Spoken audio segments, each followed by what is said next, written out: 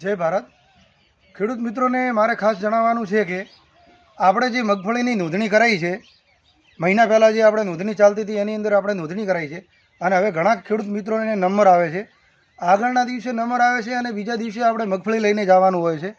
એની અંદર મગફળી તોલ્યા પછી જે આપણે જે કેન્દ્રો નક્કી કરેલા છે, જે ડીસાની અંદર 9 કેન્દ્રો, એની અંદર શું કરવામાં આવે છે કે ખેડૂતની મગફળી તોલ્યા પછી એના પાસેથી ભાડાના ભાઈ મજૂરીના બોને 15 રૂપિયા માગવામાં આવે છે પર બોરીએ. જો તમારું ટોલું ભરેલું હોય અને તમે ઢગો કરો તો તમારા પાસેથી 15 કે 5 રૂપિયા તો એ ફરજિયાત લે જ છે. જેમ કે 99% ખેડૂતો જોડેથી તો 15 રૂપિયા જ લે છે. અને આમ કોઈક જાગૃત ખેડૂત હોય અને એ જો વાત કરે તો એના પાસેથી પર બોરીએ 5 રૂપિયા લે છે. પણ હું એક તમને ચોખ્ખો કહી દઉં કે ખેડૂત ભાઈઓને એક પણ રૂપિયો આપવાનો હોતો નથી.